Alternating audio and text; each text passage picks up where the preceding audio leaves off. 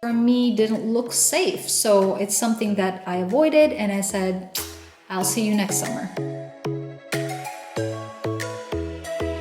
Hello and welcome to my YouTube channel, guys. In today's video, I'm going to be sharing with you some of the things that I avoided during this pregnancy. Now, I'm going to be breaking this video, guys, into 4 different categories. We are going to start off with fashion, food, skincare, and activities. If you're new to my channel, guys, hello, my name is Maria and I'm currently 7 months pregnant. I am on my 3rd trimester. I'm ready to pop this baby out, but we still have 2.5 months to go. So if you want to keep up with my vlogs and videos, go ahead and click on that subscribe button and turn on that notification bell just so that you are notified once I upload another vlog and vid. And also, if you want to help me out, go ahead and click on the like button so that this video reaches out to other people and also to help out my channel. Guys, I'm gonna start off with a fashion category, and I only have 3 things listed down here. Our number 1 would be jeans. Now, the reason why I wrote this down is as soon as I found out I was pregnant, even during the 1st trimester, I just didn't want to fit in my jeans anymore, and I just felt really uncomfortable in them, and I just wanted something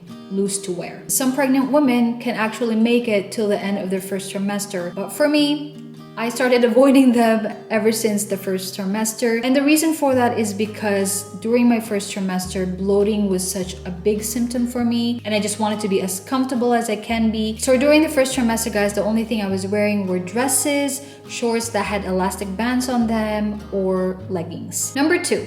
Tight clothing. So anything tight clothing, especially now and especially during the 2nd trimester, I try to avoid, because when you're pregnant, you just really want to be as comfortable as you can be. And I'm really thankful because my winter clothes are, big and baggy pre-pregnancy, so I didn't really have to buy a lot of maternity clothing. And the same thing when I found out I was pregnant, because it was summertime. So during summertime, I was going through my 1st trimester, which was very fortunate as well, because I could wear dresses. And now on to my last trimester, the only thing I wear would be leggings. Now, I know that there are some pregnant women who cannot stand leggings because they feel that it's too tight, but for me, it is the most comfortable thing I can wear now, besides not wearing anything underneath. But yes, definitely leggings is a must for me right now, especially during winter.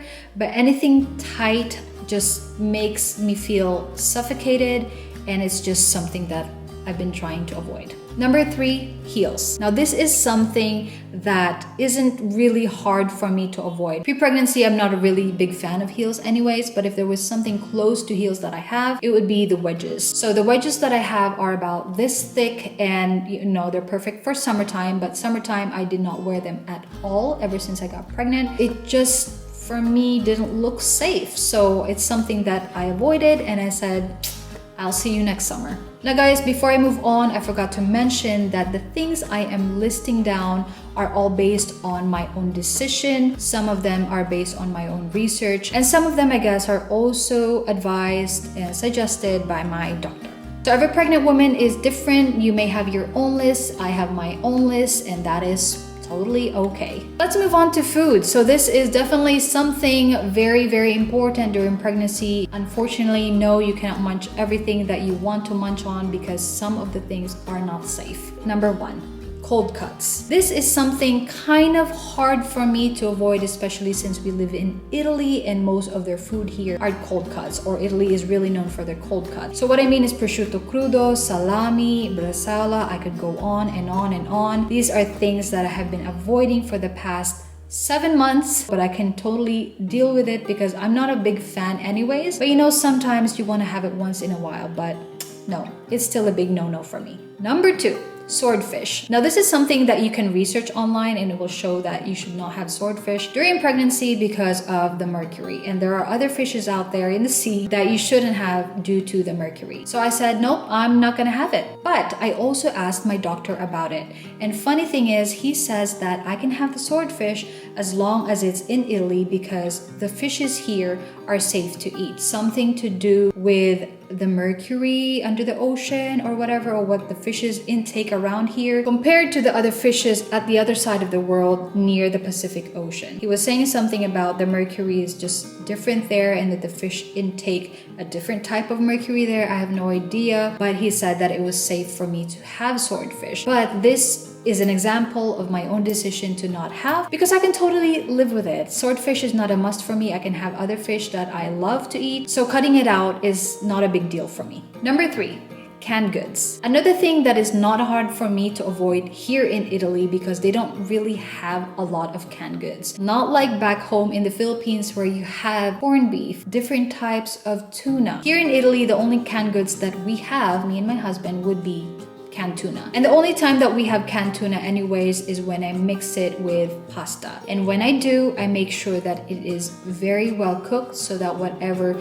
bacteria or whatever is in there that shouldn't be in my body is killed. Number 4, noodles. So this is a little bit kind of hard for me to avoid because I'm Asian and I like noodles. I like instant noodles. But to be honest, guys, instant noodles isn't healthy anyways. If you guys don't know, instant noodles has this waxy substance on top of it. So when I do have the noodles, which is like once in a blue moon, I make sure that it is boiled very well, but I also pour out the water that it has been boiled in and then boil it again. Because after boiling it, I know that the wax will be removed from the noodles and you don't want to have that in your body because it is definitely not safe. Instant noodles is, for me, it's a big no-no during pregnancy. If I can try to avoid it, I try, but you know, I'm only human. There are times when you also want to have it, but like I said, it's just once in a blue moon. Number 5, raw eggs. Obviously, this is a big no-no during pregnancy. And when I do cook my scrambled eggs, I make sure that it is really well done, up to the point where it is almost overcooked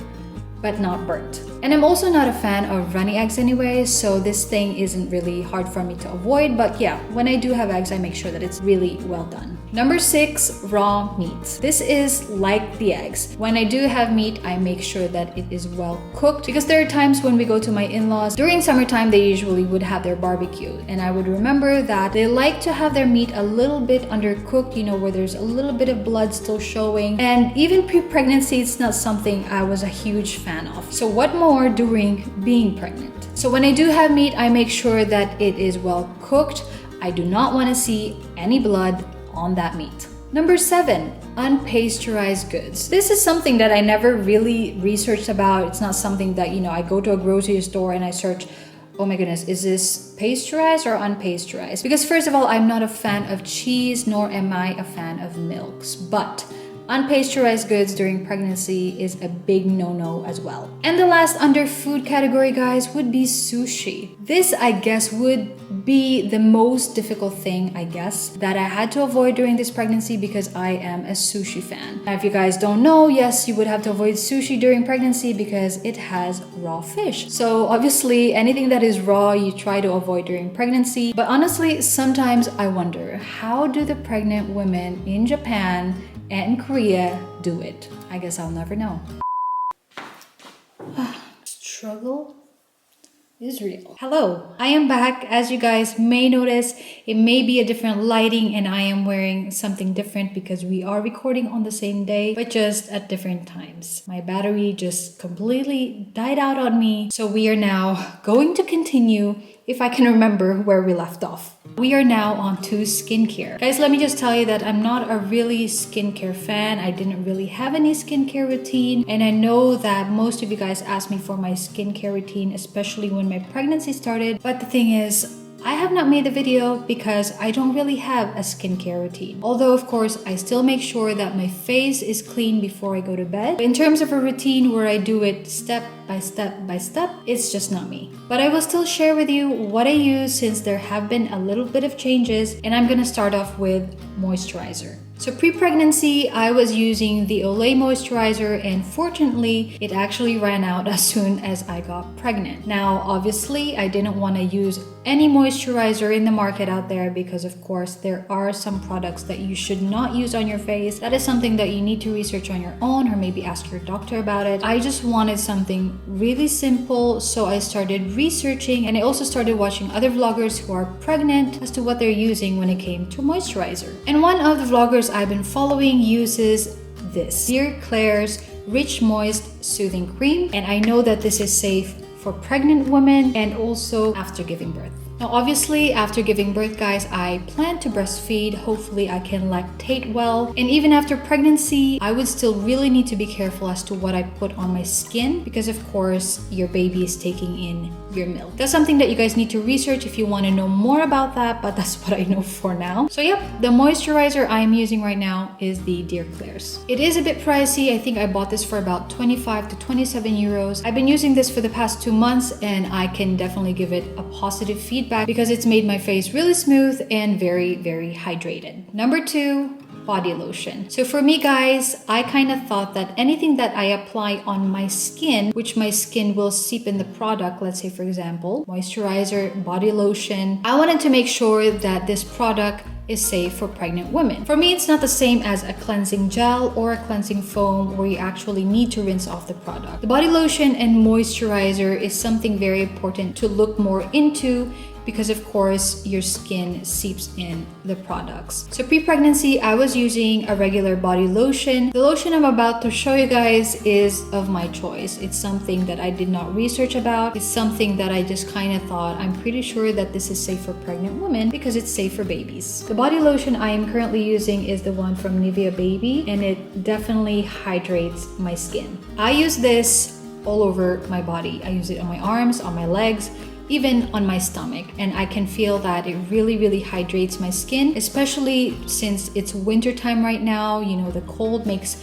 your skin very dry. This is a real lifesaver for me. So if you're kind of confused as to what you want to use, especially when it comes to lotion, just think like what I did. If it's safe for babies, I'm pretty sure it's safe for pregnant women. Number 3, cleanser. So when I'm talking about cleanser, this is not the cleansing foam or the cleansing gel. If we're going to talk about that, those are just the regular ones that I used, you know, pre-pregnancy. The cleanser that I'm talking about is the Garnier Skin Active in Micellar Water. I use this every morning and before I go to bed. I really feel that this cleanses my face, especially those days where I feel lazy to wash my face with a cleansing gel or cleansing foam. And yes, it does happen. There are a lot of those lazy nights, and this is where this comes in. Number 4, shampoo. Now, there isn't really much to say about shampoo because for me, my own decision, I just use the regular shampoo, the shampoos I've been using pre-pregnancy, though maybe there are some pregnant women out there who are more careful than I am. But like I said, guys, for me, if it's something that you apply and you need to rinse off anyways, I think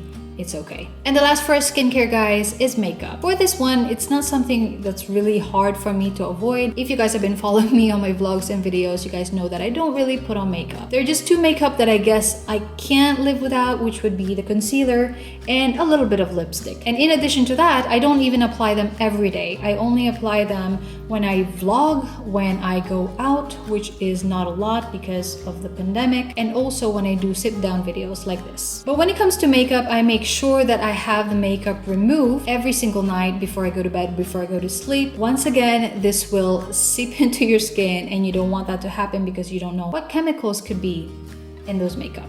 And yes, finally, we are on our last category, which is activities. I only have one thing listed under activities, and it is workout. So pre-pregnancy, guys, if you've been following me, if you guys watched my previous vlogs, you guys would know that I did the Chloe Ting challenges. And as soon as I found out I was pregnant, I completely stopped. And that was my own choice, okay? So the first trimester, I was feeling horrible. All the symptoms that I could think of, that I could feel as a pregnant woman, I felt it on the first trimester, and I think that is the reason why I stopped working out. Of course, exercising during pregnancy is very, very healthy for you and for the baby. When it comes to avoiding the exercise, I guess it would be more on the type of exercise I did before versus the type of exercise that I should be doing now. Yes, obviously there are a lot of workouts out there for pregnant women, but of course they are more considered as light workouts. I do have a surprise for you guys before I end the video. I just wanted to add 2 more things in the list. I guess I could add it within the miscellaneous. One would be hair color. So this is something that I have been avoiding for the past 7 months. As you guys can notice, my hair color